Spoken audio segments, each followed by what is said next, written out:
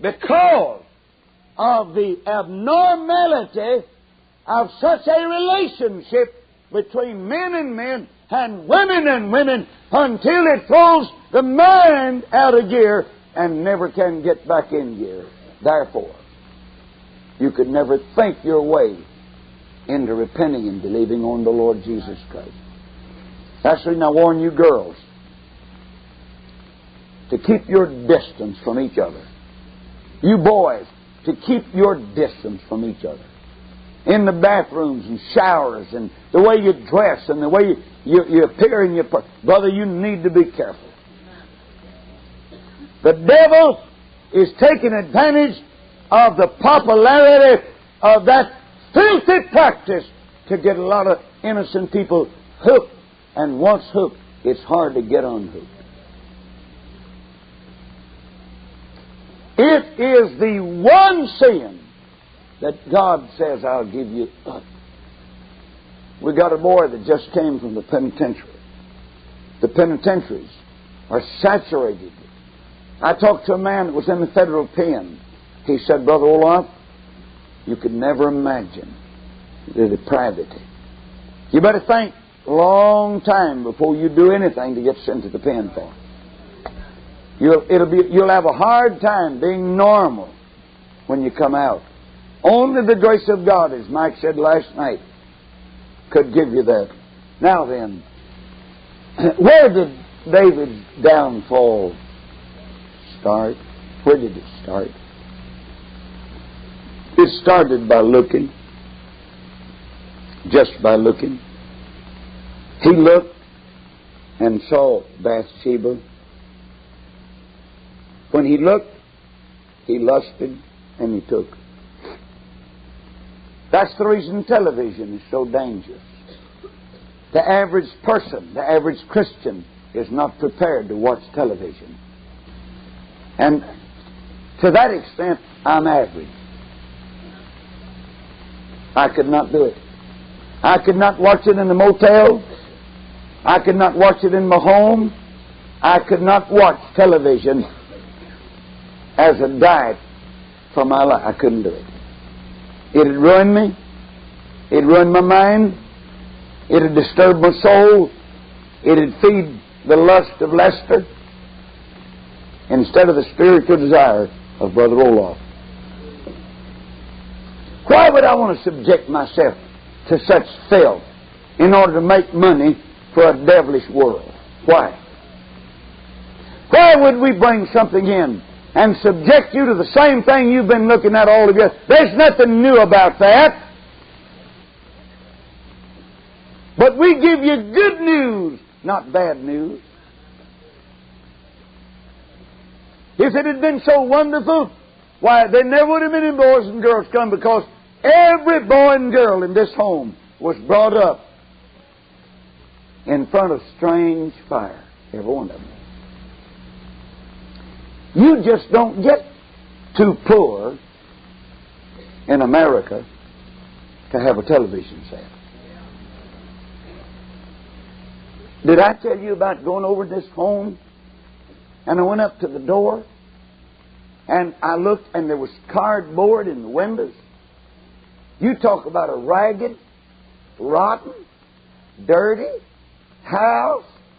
And I went to see about a girl and a boy that were in great distress and trouble. And did you know when I walked in, there was that horrible face staring at me in the living room and blaring at me. And they said, Mother's in here. And she's in the bed and she's upset and disturbed, and you go in there. I went in there, and what was she doing except staring at the blare? In another room right down the hall, an old sorry house, there was 3 television sets. In that poverty-stricken home, the American people are crazy. They're insane. There they were, starving to death. A little immoral girl and a runaway son that just came and went. Neither one of them over 15 or 16. And yet, the mother asking me to come said, I'm desperate. I'm desperate for some help. David looked. He lusted. You know, I was thinking today, one of the saddest days in America was when Cecil B. DeMille began to make his sex pictures from the Bible. David and Bathsheba. Samson and Delilah. And this was his statement. In order to have a good box receipt, or good box receipts, you've got to put the sex to it. Now that's been a good many years ago, and he's been dead. My prediction is if he could come back, he'd apologize to the whole nation for doing what he did. Distorted the truth. Now I'm going to make a prediction. I think it's already been suggested. My prediction is, in the next 20 years, if this thing rolls on, there are going to be homosexual pictures of David and Jonathan.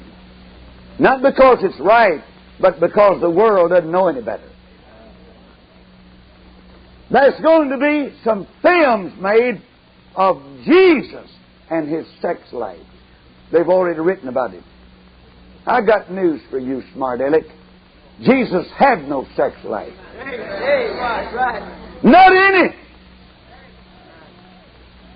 And I marvel that God's grace would let you live 1 second after you say something like that.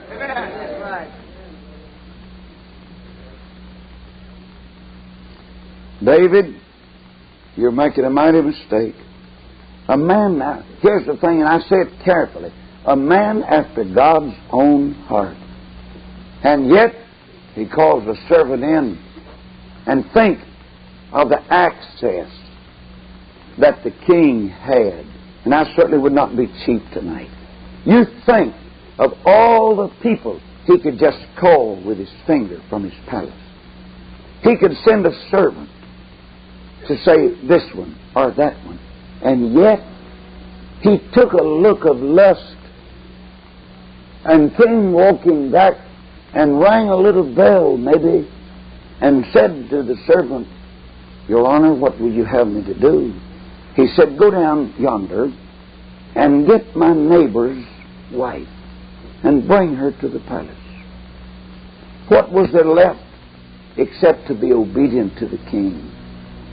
And Bathsheba, I imagine, put on the nicest dress she had, fixed her hair as good as she could, and probably was completely innocent of what the king was calling her for. And she came walk up to the palace and said to maybe one of the secretaries or king's aides, Did the king send for me? He said, Yes, he did. And he leads her to the door, and he says, You may close the door. And the door was closed. And then, man, think of it. I'm sorry. It's in the Bible, but thank God for the honesty of God. And David said, Bathsheba, sorry about that maybe, but I saw you having a bath. And yet people say, well, human nature, even without clothes, is a thing of art. David found it a thing of sin. I noticed somebody sent me a clipping where people are paying to pose now with clothes on and without clothes.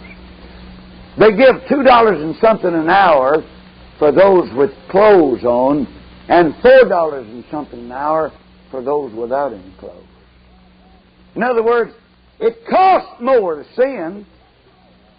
You got to pay more to get a sinner than you have somebody that's dressed properly. Isn't that sad? Can you imagine a nation like ours ever coming to...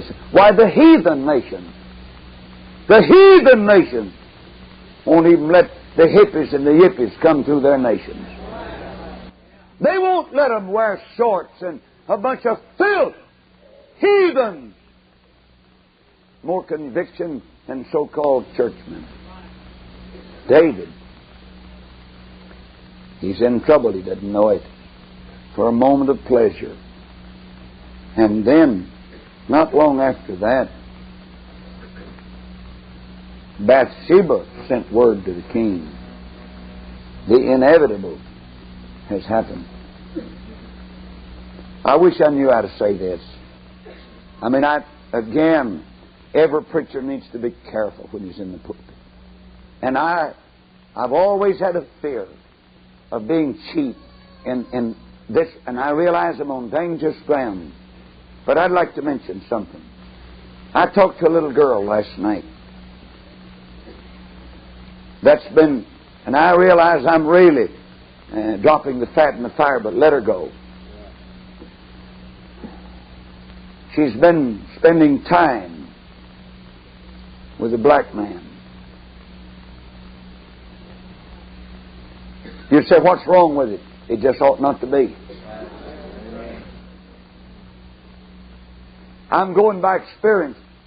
I've seen 20 little black and whites born. And I've reached the conclusion that practically nobody wants them. That's one thing that's wrong with it.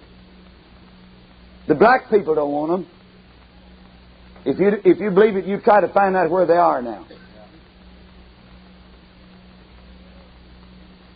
And little girls that make themselves susceptible and accessible to such an experience that you're bordering on a sin against society. And you're asking for more heartaches than you can ever bear. And that goes for black girls going with white boys. It would be better to stay within your race and certainly within your faith if you have the faith of Jesus Christ. Of course, if you stay within the faith of Jesus Christ, you'll know who to go with. But here's what I said to the little girl, and this is what I say to you. When people live like that, the boy makes no provision for safety. You know why? They don't care. They just don't care. Some old sorry, vulture, filthy, ungodly boy that'll take a little girl out at the age of 13 or 14 or 15 and take a chance like that. You don't care. You're too sorry to live.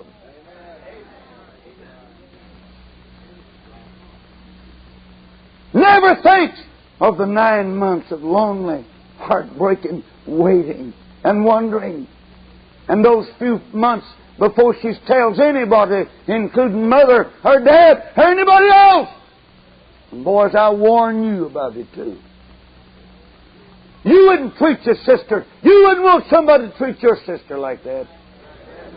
You'd get fighting mad and want to kill somebody. Then you be careful with somebody else's sister. And when I say careful, I mean Christian. Sorry mother say to the daughter, if you can't be good, be careful. It'd be better just to be good. I've seen, I guess, a barrel of tears. Brother Cameron and Miss Cameron wept with their little girl. When after 2 or 3 months they find out. Oh, listen to me. David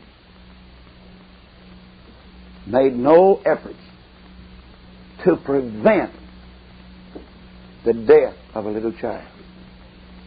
You might as well face it. David murdered a little baby. God had to perform almost an abortion, or at least let the child. The Bible said, and the Lord struck the child that it died. God was not mad at the baby, but He had a right to be mad at a king that would take advantage of a brave soldier. You'd say, well, Brother Roloff, where is her husband? I'm glad you asked that question. I think we need to trail him down and see where he is. Is he off running around with some other woman? No! One of the greatest men that ever lived was Uriah. The message came and said to the king, I'm expecting, and my husband, as you know, is one of your most faithful soldiers, and he's away. And David, you see, when you get backslidden, you don't get overly disturbed about it. You know, it's just one of those things. I mean, it's just one of my weaknesses, you know. And so he wrote some orders, sent it to his commanding officer, and said, would you send Uriah home? We've got to give him a furlough. Here comes the soldier in. You know where he reports? To the number one commander-in-chief of the army, King David. He walks in, stands there, salutes, stands at attention and says, Your Honor, is there something I can do for you at home? He said, yes. I'd like to give you a furlough with your family. I think he said, without arguing with the king, I appreciate that. Thank you, sir. But that night, he slept somewhere around the palace and didn't go home. Somebody came and said, King, I thought you sent Uriah home to visit his lovely wife and companion. He said, I did. Did he not go? Said, oh no. He slept last night away from home again and said, I'm no better than any of the other soldiers. They didn't get to come home and I'm not going home. And the king said, you know, I'll have to use another type of strategy. And so he took out his pencil, he wrote some special orders, put it in an envelope and licked it and sealed it and said, would you give this to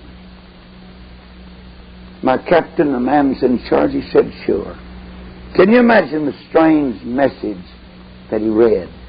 He opened up the letter and said, would you put Uriah in the thickest of the battle, and then would you have your men by some sort of command to retreat and leave him to fight alone until you're sure they've got him. And you talk about, I know I'm not trying to explain some things, I'm just still saying, and I'll get to it for him too. He was a man after God's own heart. Can you imagine? I said, just can you imagine? He's already guilty of impurity, immorality, stealing a man's wife while the man was over at the battlefield. And now then, he's written his murder plot. And sure enough, Uriah said, I'm glad to be back in the battle. The commanding officer said, you'll take a certain position? He said, yes, sir. Yes, sir. He said, you'll go here, and he did. And I guess he was so busy fighting, first thing you knew, he was fighting alone. And he wasn't enough for those soldiers that were coming against him. After a while, his old brave body lay there in the ground. His blood had soiled the soil. He's dead. The message was sent to David. He's now dead. You know, when I read that, I think of Elijah, I think of Naboth, I think of Ahab. Where's God? He'll be along shortly.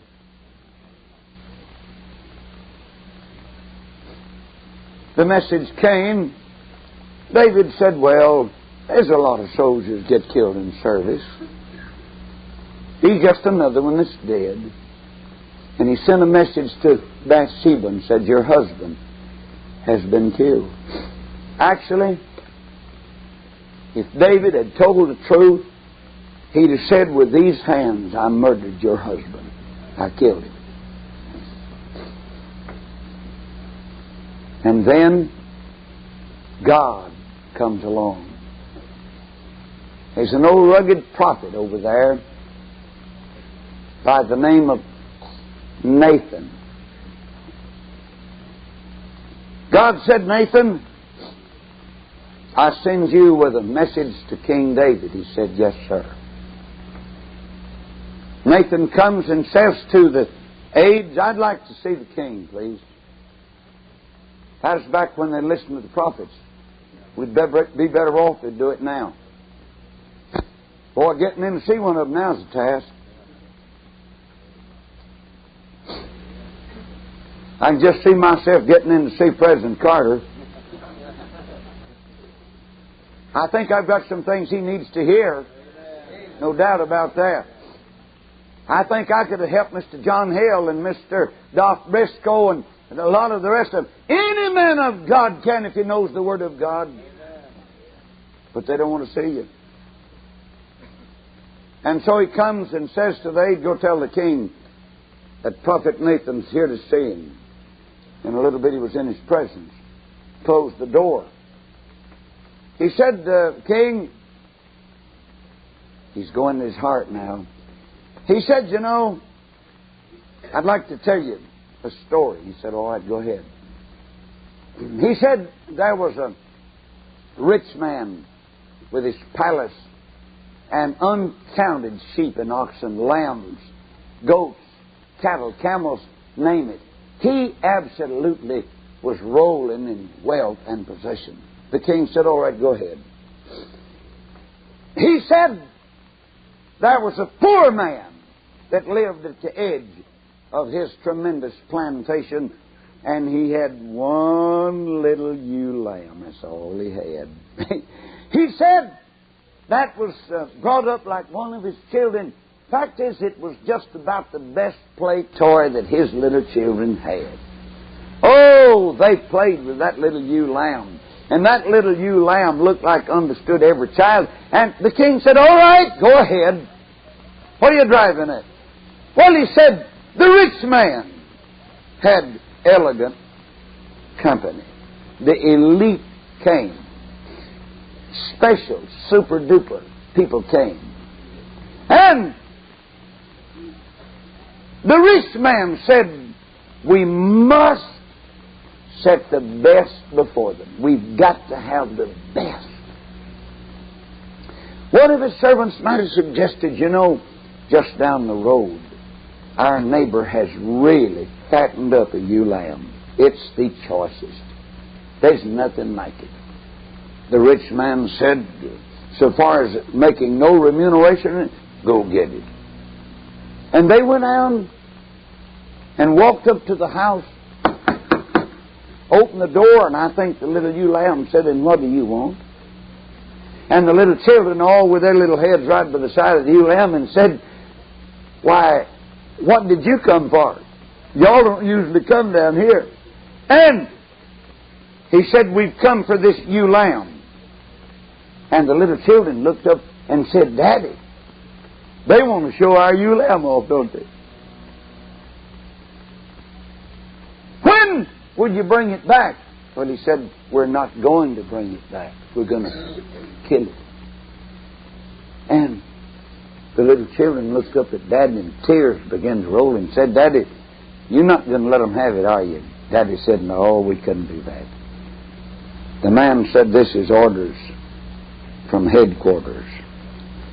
The ewe lamb must go. They took a rope and put it around that little old ewe lamb, and I imagine it did some powerful blading and telling goodbye to all of its playmates. And up the hill, I'm talking about a man after God's own heart now. David, I think he'd been sitting there listening. His interest had not been too keen. He said they took the lamb up. Nathan said they killed that ewe lamb. That's the only one that they had. Brought up like a member. David said, who is it? Let me, just tell me who it is. man after God's own heart. And here's where the old prophet had to raise the index finger like a single-barrel shotgun and said, Thou art the man. Now that kind of preaching has long since been forgotten. But it's needed. And I want you to know that index finger went like a dagger to the heart of David. And I think David really, in a way, fell to his knees and said, Oh, me, I've never been so hit in my heart as now. That's right. A man after God's own heart can get on the conviction. The worst thing you'll ever do, brethren and sisters, is not sin. The worst thing is after you sin, not get convicted for your sin. David stood there. I think beads of perspiration burst out on his lips and chin, and then tears began to roll. And he said, Preacher, I'm guilty. Oh, I'm guilty. Brothers, that's the picture of David as the sinner. One more picture. David as the servant and the saint. Would you turn, please? I'll take time and I'll try to read without comment. I want to read you the greatest revival chapter. You've heard me say this before, but I want to read it to you. Everybody in the building ought to be able to quote it. After Nathan had shot him to his knees, after the old prophet pointed him out and said, You're guilty, we find coming from the lips of a man after God's own heart these words. Psalm 51. Have mercy upon me, O God, according to thy loving kindness. According to the multitude of thy tender mercies, blot out my transgression. Wash me thoroughly from mine iniquity, and cleanse me from my sin. For I acknowledge my transgressions, and my sin is ever before me against thee. Thee only have I sinned, and done this evil in thy sight, that thou mightest be justified when thou speakest, and be clear when thou judgest. Behold, I was shapen in iniquity, and in sin did my mother conceive me. Behold, thou desirest truth in the inward parts, and in the hidden part thou shalt make me to know wisdom. Purge me with hyssop, and I shall be whiter than snow. Purge me with hyssop, and I shall be clean. Wash me, and I shall be whiter than snow. Make me to hear joy and gladness, that the bones which thou hast broken may rejoice. Hide thy face from my sins, and blot out all mine iniquities. Create in me a clean heart, O God, and renew a right spirit within me. Cast me not away from thy presence, and take not thy Holy Spirit from me. Restore unto me the joy of thy salvation, and uphold me with thy free spirit. Then will I teach transgressors thy ways, and sinners shall be converted unto thee. Deliver me from blood guiltiness, O God, thou God of my salvation. My tongue shall sing aloud of thy righteousness. O Lord, open thou my lips, and my mouth shall show forth thy praise. For thou desirest not sacrifice, else would I give it. Thou delightest not in burnt offering. The sacrifices of God are a broken spirit, a broken and a contrite heart, O God, thou wilt not despise. Do good in thy good pleasure unto Zion. Build thou the walls of Jerusalem. Then shalt thou be pleased with the sacrifices of righteousness, with burnt offering and whole burnt offering. Then shall they offer bullocks upon thine altar. And then he becomes the servant of the Lord, a man after God's own heart. David, in his old age, begins to look for Mephibosheth. He begins to look for people that are crippled. Help people that need help. a crippled son of Jonathan came to live in the palace. And when you and I come from being a soldier, a sinner, and we turn into the right kind of a saint, we're going to want to help somebody else. I'm asking you tonight, have you confessed and repented of the sin? There's another series of messages that could be brought on chickens coming home to roost. It wasn't any time. Fact is, only a few months, probably 7 or 8 months, until a little baby was dead. It wasn't much longer when a wicked Amnon, his son, walked in and lusted after his own sister and plotted an immoral attack and did. Put her to shame. It wasn't long after that until Absalom got Amnon and killed him. It wasn't long after that until Absalom rebelled against his dad and plotted his death while he was weak and weary. Brother, I imagine David said 1,000 times, will the chickens never all get home to roost? Oh, the penalty and the price of my sin. And I'll tell you one thing, I do not endorse sin in my life or yours, but I will say this. If David had never sinned, we would have never seen a broken heart and Psalm 51. God took a sinner and gave him the right spirit. Let me ask you this. Have you ever thought about what if Jesus had sinned? I believe sin would have killed him. Sin would have cut off my salvation. But Jesus bore our sins in His own body. He never bore any of His own in His own body. When Jesus died on that old rugged cross, He was not making an effort to cover one of His sins because He had never sinned.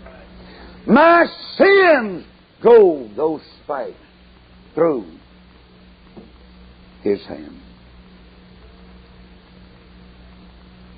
Search me, O God, and know my heart today. Try me, O Savior, and know my thoughts, I pray. See if there be some wicked way in me. Cleanse me from every sin and set me free. I praise Thee, Lord, for cleansing me from sin. Fulfill Thy word and make me pure within. Fill me with fire where once I burned with shame.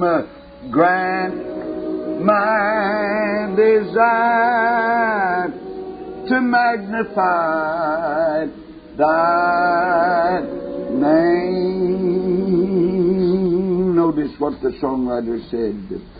Lord, take my life and make it wholly Thine. Fill my poor heart with Thy great love divine. Take all my will my passion, self, and pride. I now surrender, Lord, in me abide. Let's stand together.